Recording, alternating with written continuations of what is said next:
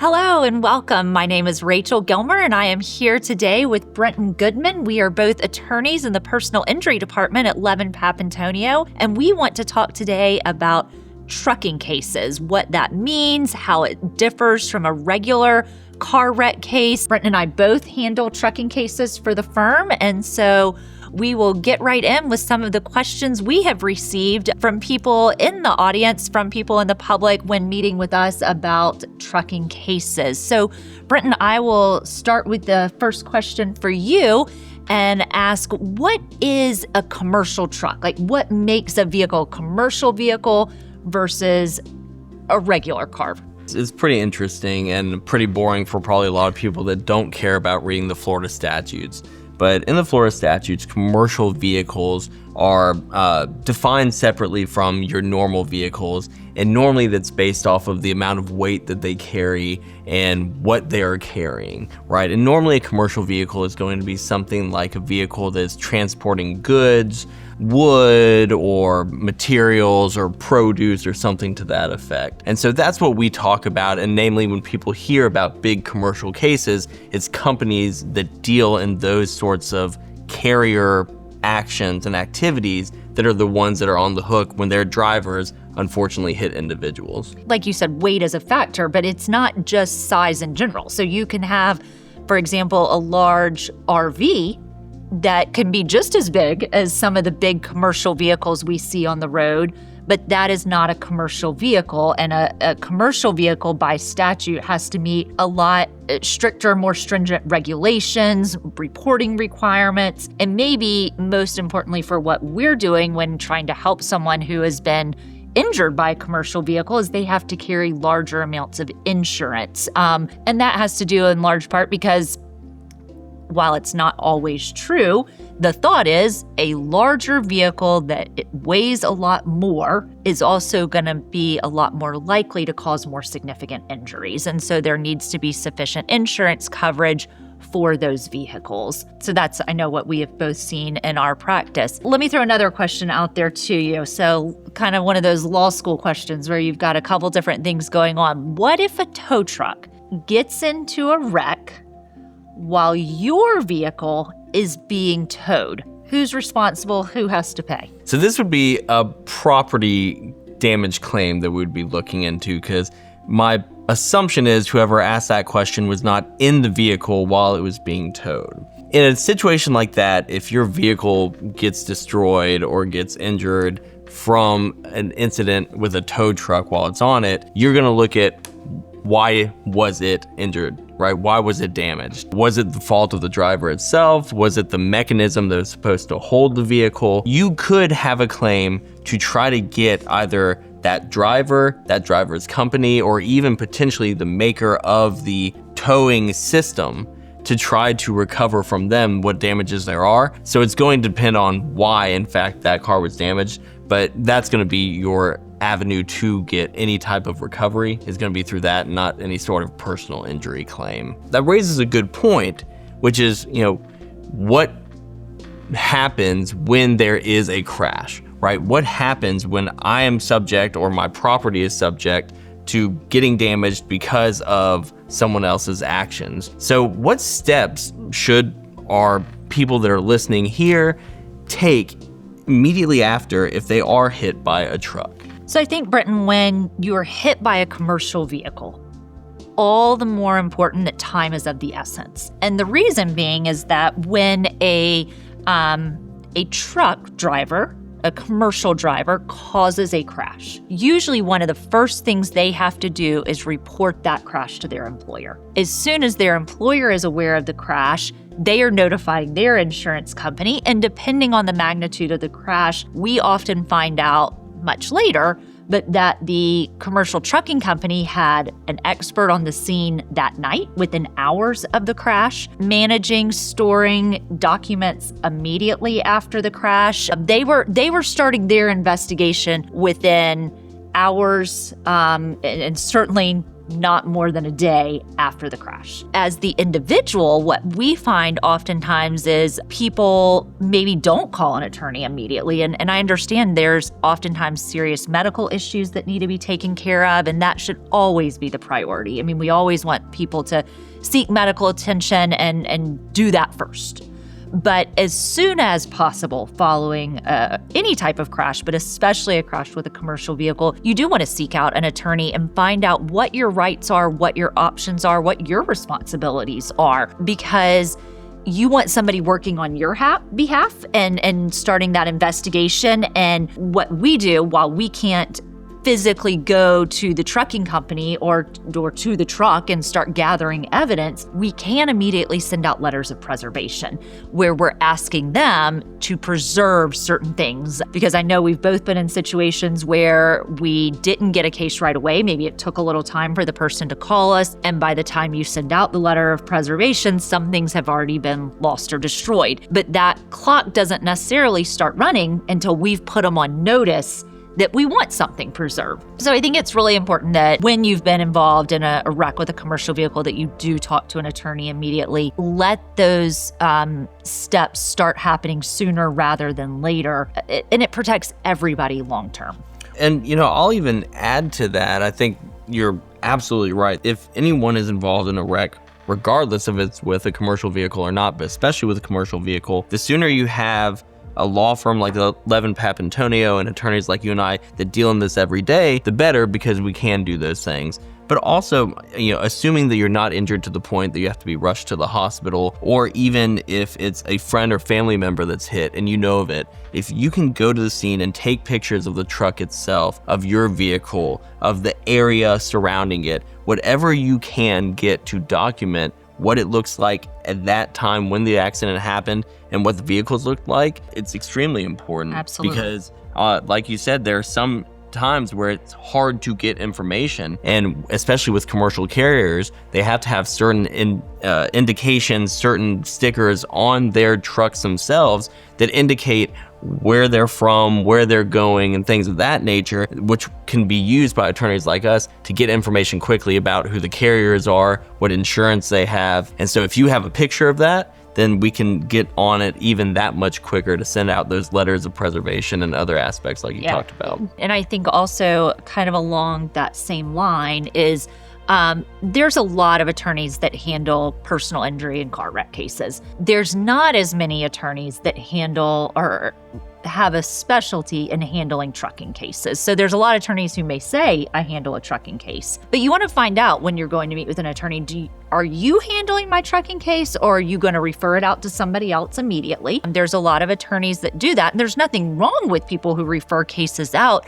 I would want to know, as the injured party or the family member of the injured party, if the person I'm meeting with is the one who's actually going to handle that case. With us, having handled a lot of trucking cases, is we have our own kind of group of experts we know we can call upon, especially when something's urgent. Not that we use the same experts every time. When time is of the essence and the trucking company has already got somebody on scene, when we can also get someone on scene quickly, not honestly typically the night of, because we don't know the incident's happened yet, but within a day or two, and we can get an expert there to start documenting the scene, documenting the vehicles, because we can find out pretty quick where they've been towed, where they're being taken. It certainly helps with all of that. So I think we're both saying the same thing. It's always important to not delay after you've been injured, but even more so when you're dealing with a commercial vehicle. So looking on, Brenton, what compensation can victims expect from a serious truck accident? And does that differ in any way than what you might expect from a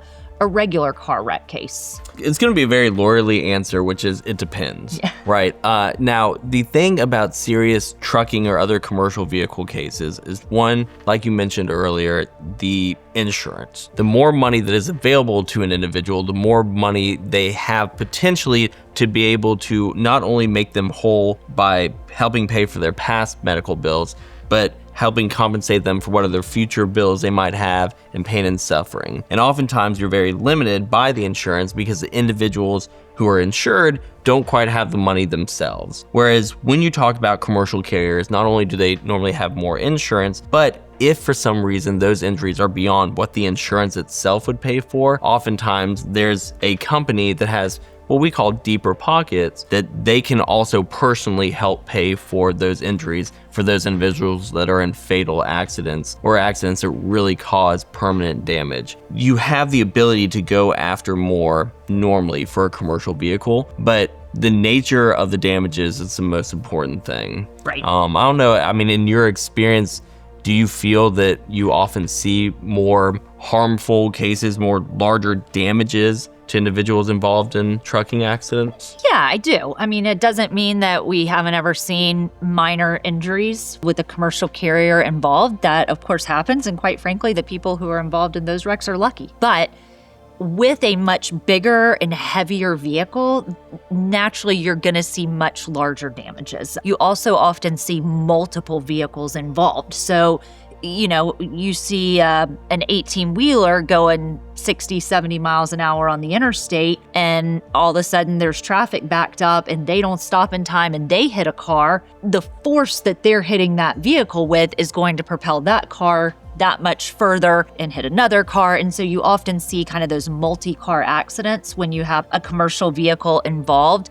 And anytime that, you're the vehicle that's being hit from behind and then that causes you to hit another vehicle in front of you, you've essentially had two impacts. So that adds often to the damages suffered by the people in the cars. So yeah, the nature of being hit by something bigger, stronger, more powerful is you're going to see more serious injuries most of the time. And I think that is why it can complicate the case. It's not just the injuries that are more serious in a trucking case, but also kind of all those other things we were talking about, the regulations that the trucking companies are required to follow. You've got to be able to go and check all of that to find out, was this driver over their hours? Had they done all the correct pre-route checks to make sure, their brakes were working? And there's bigger liability issues that you have to check into. It's just overall a much more complicated case. You touched on it. One question that we often get are, what kind of damages can I claim if I am involved in a trucking accident? We both talked about the damages of your medical bills as a result of it that you have to get, what future medical care you need, what pain and suffering you have as a result of that accident and what you're having to go through. And we talked about that, and those would all be claims that you can claim whether or not you're in a trucking accident, a commercial vehicle of some other sort, or a normal motor vehicle crash. But one aspect of damages I think that we've kind of brushed on but haven't addressed directly are what are called punitive damages. And those are damages that are specifically designed to punish an individual for their conduct. And oftentimes when you have your normal motor vehicle case, that's hard to prove and hard to show. It's normally an individual who they're just careless when they're driving. However, when you're working with these big companies, and what we've talked about is they're often very knowledgeable in what their trucks are doing. And there's normally a ton of rules, not only set by the Florida statutes, but by the companies themselves, is what has to be done and what needs to be done in order to make sure that their cargo is transported safely. And oftentimes, they will skirt that in order to make sure that they have even more of a profit. And that is something that certainly inflames your average person, right? And is something that quite honestly causes a lot of these crashes. Like you said, is them overworking these poor drivers or them skirting safety issues. And those are often what goes wrong to cause the crash. What do you think about the punitive damages, and are those an aspect to consider when looking at commercial vehicle cases? I think it's something you always have to consider. And people have different thoughts and feelings on punitive damages, but the way I look at it is oftentimes when you're dealing with a big company, a big trucking company especially, the end goal is always going to be getting your client fully compensated. We want them to be compensated for their injuries, for their time off work, for their pain and suffering. But what I hear so often from my clients is, I want to make sure what happened to me never happens to somebody else. And unfortunately, when you're dealing with a company, oftentimes the only way to get their attention, to make them make changes, is to hit them in the pocketbook. And that's where you see punitive damage awards come in. The purpose and the goal is to punish them. It doesn't happen in a general negligence case, okay? If the driver was doing everything they were supposed to be doing and, there just happened to be a backup of traffic that they couldn't see as they're coming over a hill and they run into the back of someone, and yes, it's their fault, but there's nothing they were doing that was crazy wrong. It was just an accident. You're not going to see punitive damages. But in a situation like that, you're also not trying to punish anyone because somebody didn't do something wrong. The company hopefully did properly train. Their driver was within their hours and all that. But when you do see a driver that is not following the rules, that is not doing what they're supposed to be doing, and it causes a catastrophic injury, then we do want to help make sure that that doesn't happen to another person. And so while punitive damages are not a part of every case, I would say it's something we look at in every case. We want to know, is that something we need to be exploring further? And it just depends on the facts of that particular wreck. Sure. And, you and I have talked this whole segment about what people need to do. And oftentimes we're saying, talk to an attorney. It's very case specific. There's parts of the law that apply in this instance and parts that don't. So one thing that I always hear is that, people see so many different advertisements for so many different law firms that do motor vehicle crashes. And so they always ask, Brenton, we like you, but what do you provide that's different than other motor vehicle crash attorneys? But on why it's important to speak with attorneys that specialize in trucking cases. If you've been involved in a trucking case, I think it's really important that you do your homework before you decide who's going to represent you. And quite frankly, I think it's important for any type of personal injury case that you do your homework and know something about the lawyer and the law firm before you sign a contract, but especially when you're dealing with a commercial vehicle, because there's complicating factors. It's a much more in-depth process, and quite frankly, it's a more expensive process. So you want to make sure you have a firm that has the knowledge, has the experience, and has the resources to be able to pursue a case like that. At Levin Papantonio, we have a very detailed website that talks about what we do, our experience. We have been in this area practicing law for over 70 years. Not you and I in particular, but attorneys at our firm. This firm has been in existence over 70 years, started by your own family, Brenton. And I know we've both been trained and mentored by attorneys who have been doing this for a really long time. I've been doing it over 20 years now. It's important to know that kind of stuff about the attorneys that you're hiring. I personally also think it's really important that you are able to connect with your attorney. You are going to be working with this person for months, if not years. And quite frankly, with most commercial trucking cases, it's going to be years. These cases do not resolve quickly. They are very hard fought by the other side. So I think it's important that you connect with that attorney, that you feel like not only are they knowledgeable, but they are there to fight for you, to make sure that you get what you deserve. And that is a lot more than just being a bully in the courtroom or a bully on the other side. We can all scream and yell, but you've got to really understand and connect with your client to be able to advocate for them, for what they need. And that comes from a relationship. That is a two-way street. And I say that to clients all the time. You have to trust me. I have to trust you. We have to connect. We've got to have ease of communication. I can't help fight for you, to go to bat for you if I don't know what's going on with you. And I think at Levin Papantonio, we do a great job at keeping the door to communication always open. We have a dedicated team assigned to every single case. And most importantly, that team is led by an attorney. That's not the case at a lot of law firms, that the team led by a paralegal or a staff member, but our attorneys are involved from day one.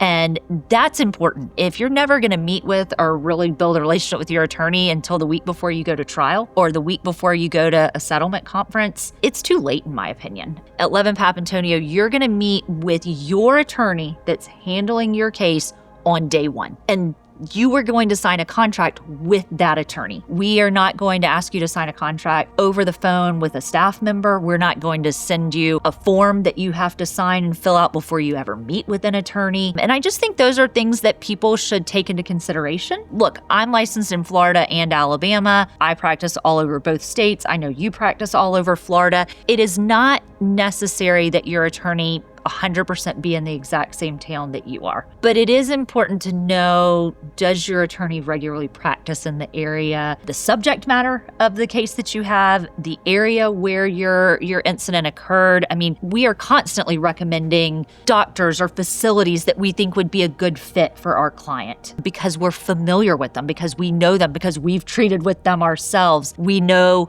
the interstates, the intersections where these wrecks are occurring. We are available to go meet with you at the hospital. We're available to meet with you in our offices, but we can also set up a Zoom or a phone conference if that's easier for you. I have Zoom and telephone conference all the time with people who are sitting less than a mile away, but they're injured or they're busy or they're at work and they just don't have time to come in and meet with us. So I feel like we offer all of those options to make it as easy as possible on the injured party while also bringing the expertise that is necessary for these cases and almost as important, the resources that it costs to hire these experts to go all the way through to a trial. We are going to do it right. We're going to have the best of the best working for you and with you. And that's because we have the resources to do that as well. So those are all things I think you should ask. I think you should consider before you ever hire an attorney for any personal injury case, but especially for a case with a commercial vehicle. Absolutely. And, I think we talked about a lot today, and hopefully we'll be getting in a lot more questions as we continue to do this series. This has been a great episode, Brenton, and I appreciate you being here with me and talking about some of the things that we often sit in each other's offices and talk about, but don't necessarily have a chance to talk about with an audience. And we are so grateful that you are watching us. We encourage you, if you have questions or other topics you would like for us to discuss, you can leave a comment under the video. You can also email myself or Brenton. Our email addresses are on the website. Feel free to reach out to us